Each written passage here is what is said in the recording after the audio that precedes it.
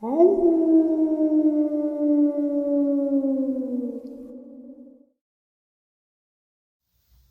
and salutations, everyone, and welcome to, depending on wherever you may live, this early morning or middle of the night bonus upload. Before we jump into it, a couple links. As many of you know, I rely on Patreon, PayPal, channel membership, and the merch to help the channel to continue to grow and go. Links to Patreon, PayPal, and channel membership is in the description below. Merch displayed directly under the video. Also, Dogman Frightening Encounters, Volume 1 through 3, the audiobook versions. They were written and researched by Tom Lyons, narrated and produced by me, Jeff Nadolny. Those audiobooks are available on Audible, Amazon, and iTunes, links to which are also in the description as well.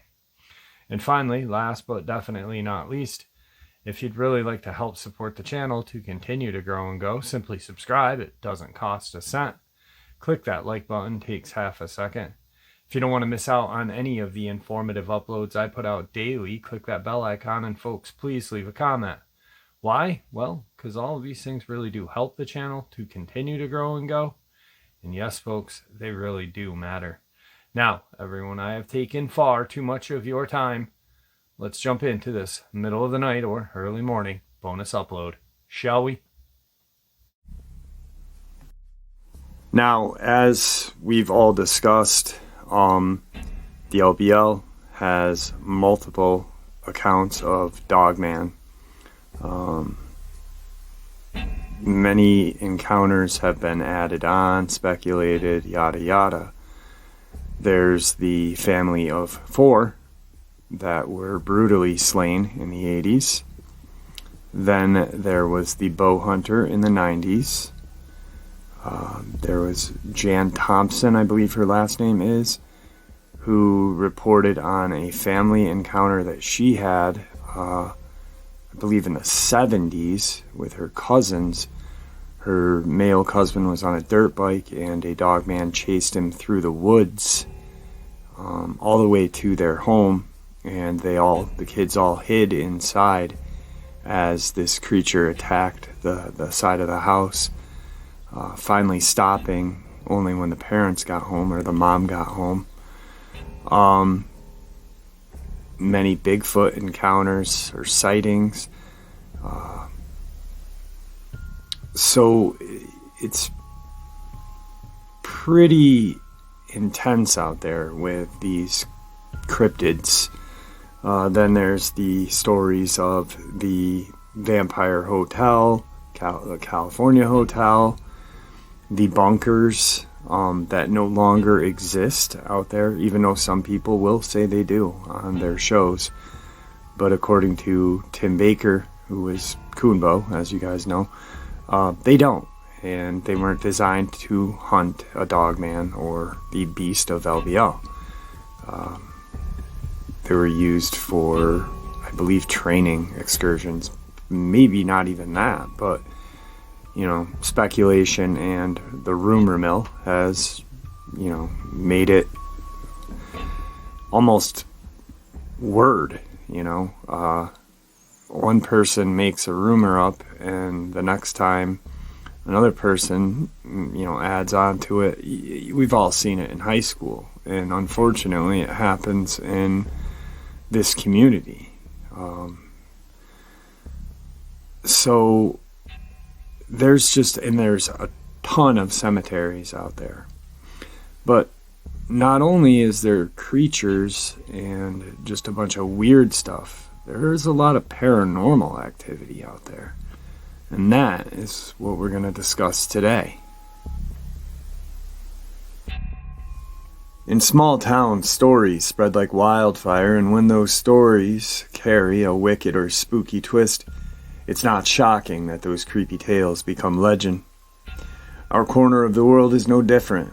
We'll like to think of our little slice of paradise with the Native American Civil War history of the region, not to mention the unpopular relocation of many residents during the creation of the land between the lakes.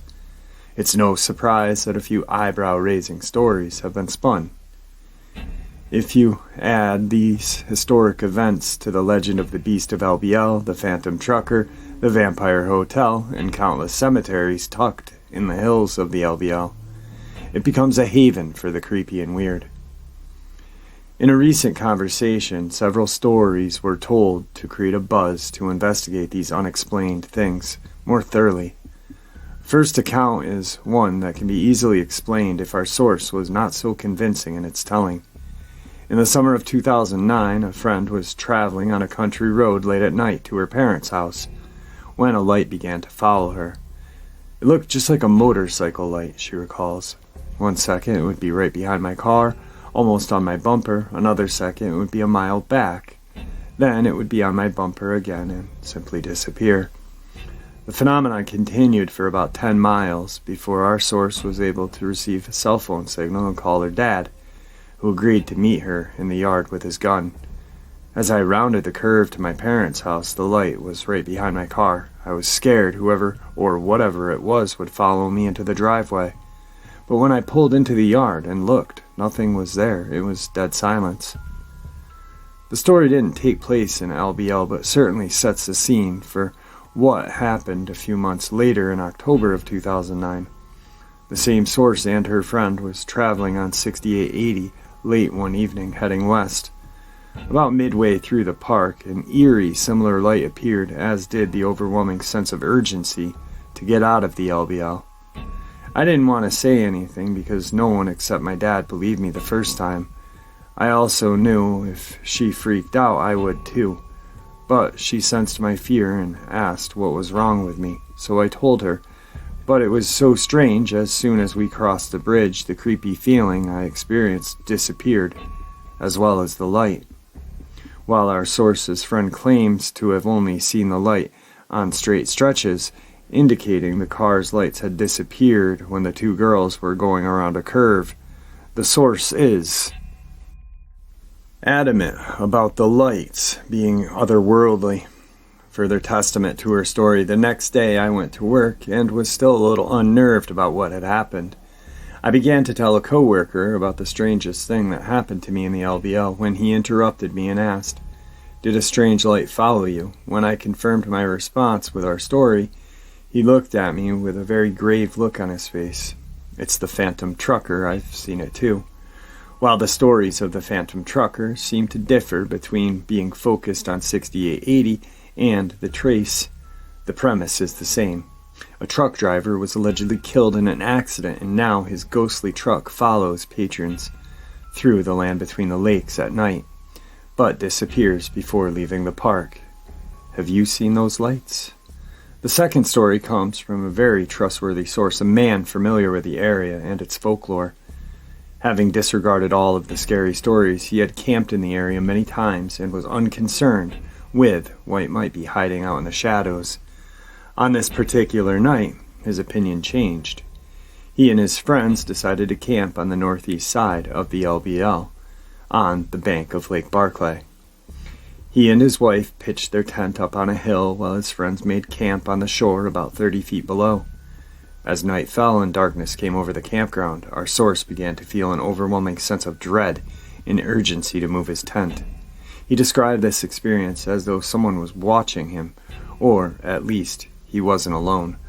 A very sensible and logical man, he couldn't shake the feeling of fright and found it absolutely necessary to relocate his makeshift dwelling.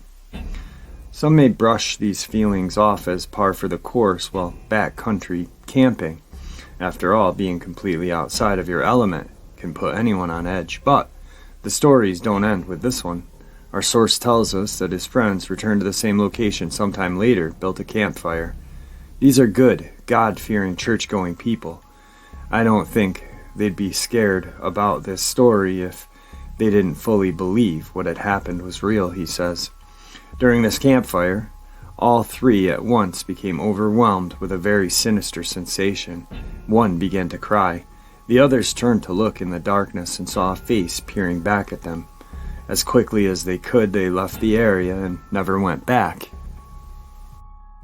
After hearing these stories, it only made sense that we investigate the claims, and after discussing our opinions and options, we decided that we return to the haunted location and spend the night.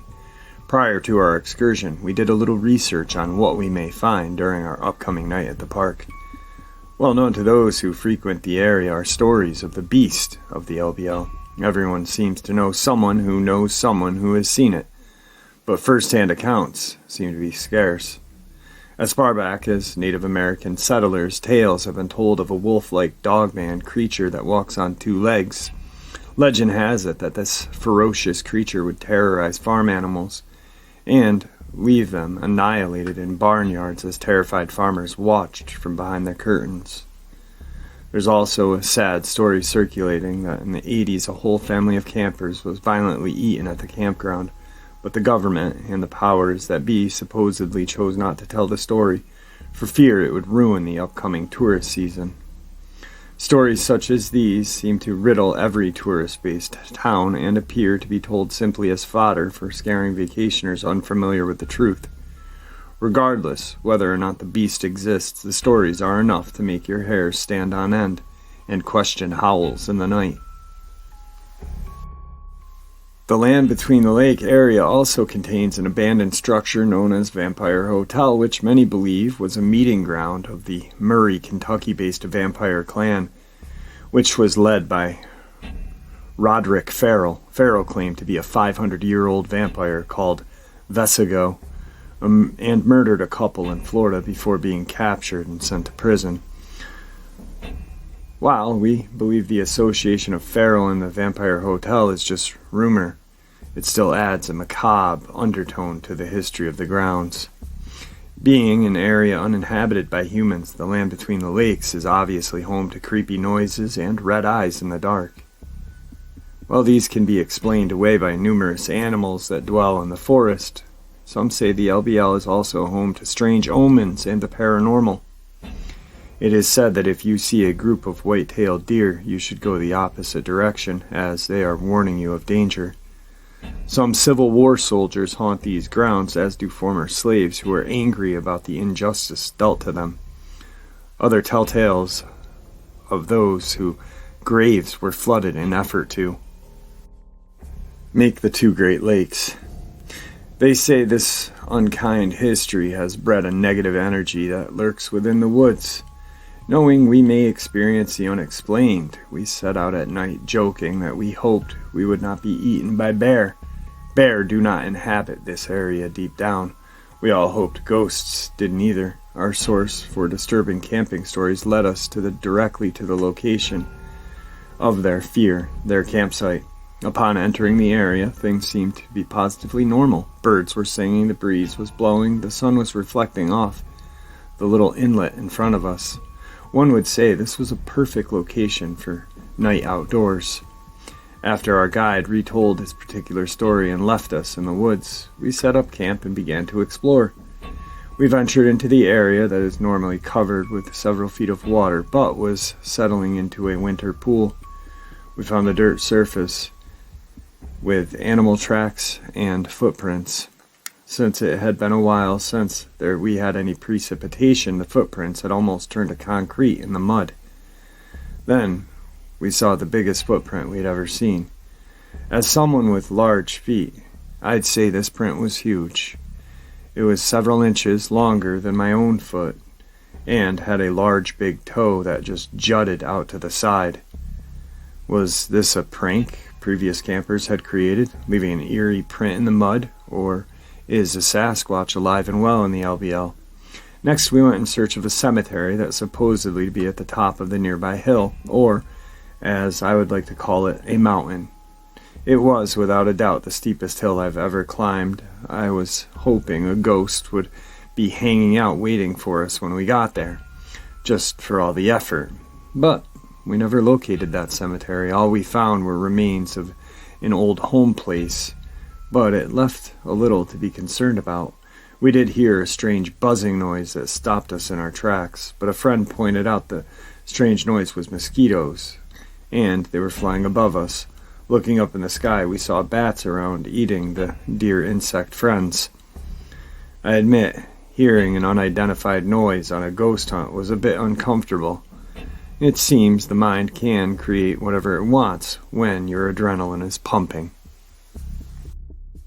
The sun began to set on us as we made our way back down the steep embankment with the canopy of trees thickening and night falling. It was nearly dark by the time we reached the bottom of the hill. One of the girls in the group pointed into the woods and said, "Is that a chair?" Another group member stepped off the path into the woods to investigate what appeared to be a pop-up camping chair, hiding in the shadows overlooking the lake. Seconds later, we heard, "Guys, don't move. Stay right where you are." We huddled together, all thinking what he was thinking. He had just found a dead body. He crept closer. We huddled closer, whispering amongst ourselves.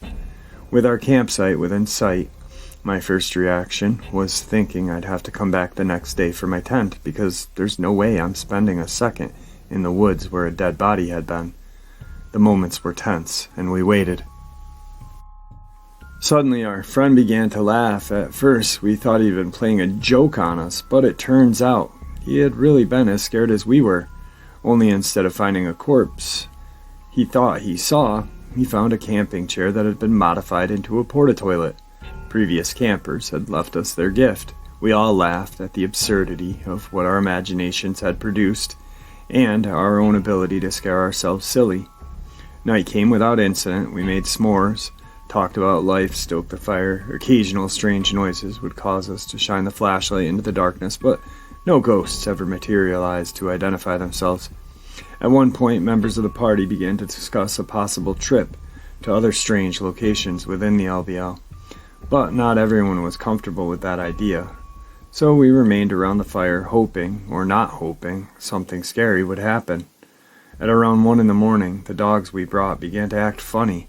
One began to bark and growl, and the other sat by my side, ears perked up, looking into the woods to our right. She sat completely still, her chest trembling. Her uneasiness made me uneasy.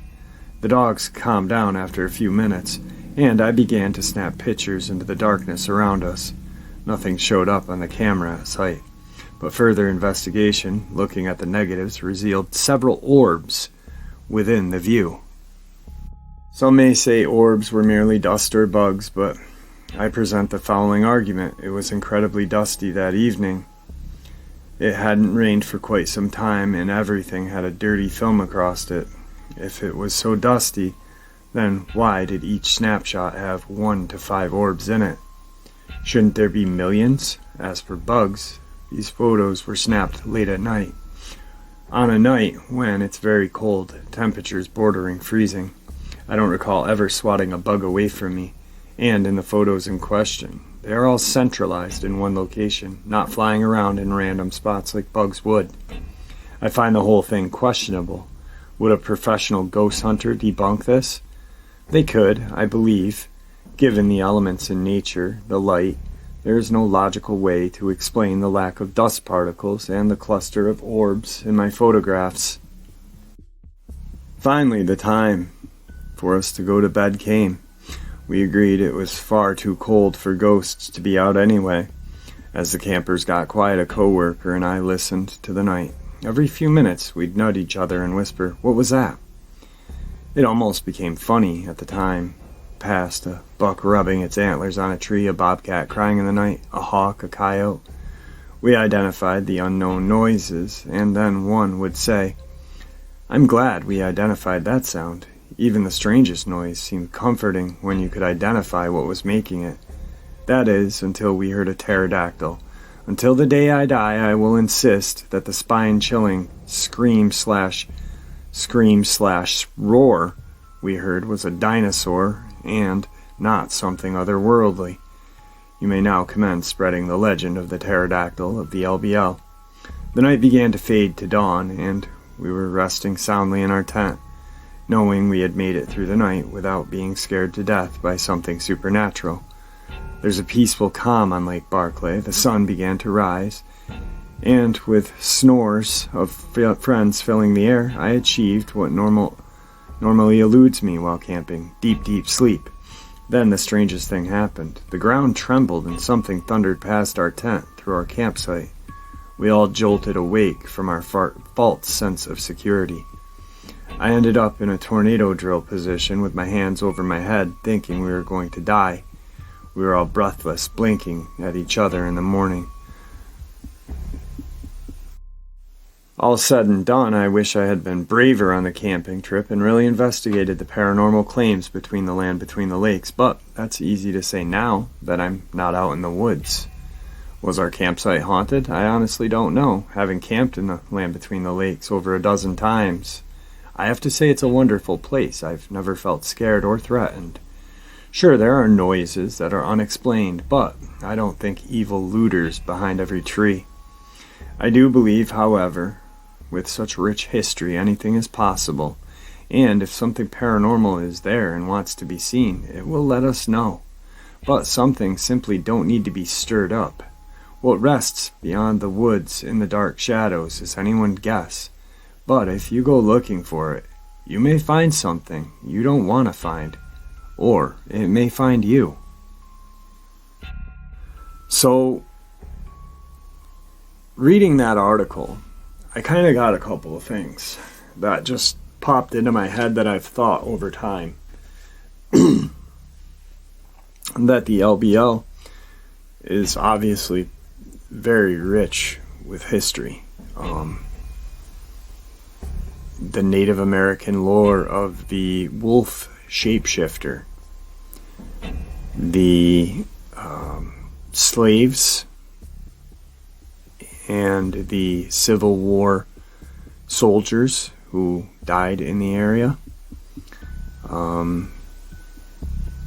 And, like said in the article, but not in such detail as I'm going to give right now, slavery and those slaves who escaped were pissed.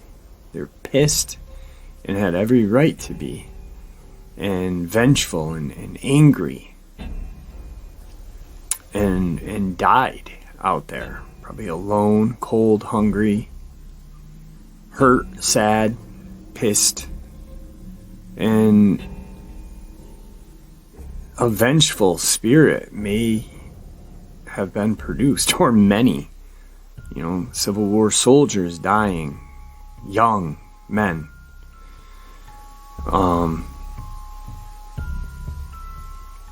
The orbs were mentioned. Of course, then the L.B.L, beast of the L.B.L, is mentioned.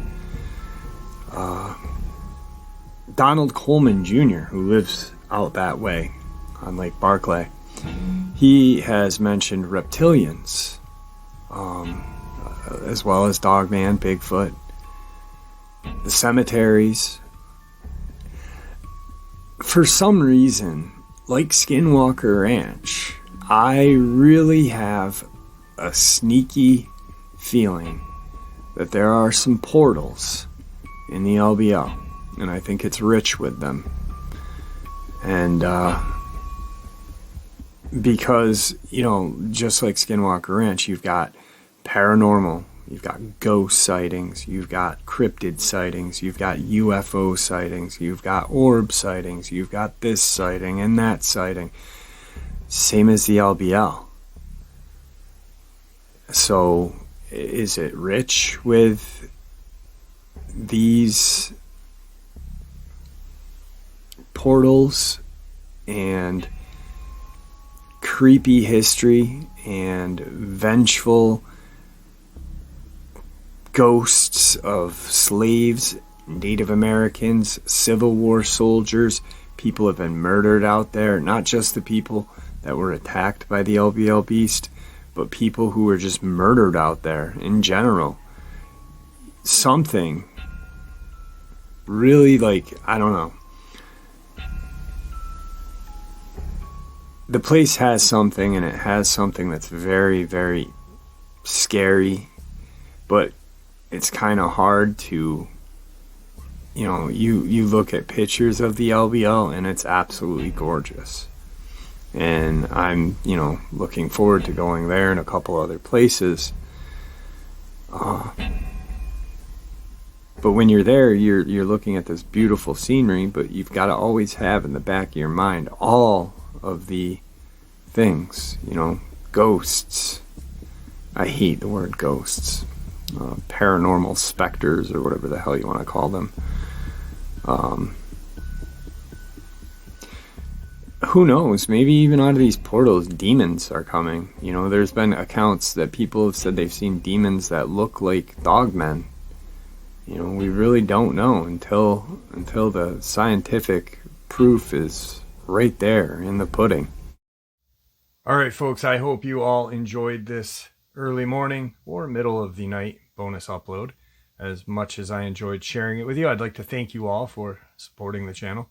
It is, after all, your support that keeps this channel growing and going, and what makes it a place for people to share their experiences, ideas, and theories, judgment and ridicule free, just simply treated with the respect that they all deserve.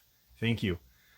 Please stay safe, happy, healthy, and ever vigilant, keeping an eye on our children, pets, family, and friends. These creatures are real, they are out there, and they're definitely dangerous. Share this information with those you love and care about, and it may just help save their lives someday. Until next time, never stop asking questions, never stop searching for answers, and God bless.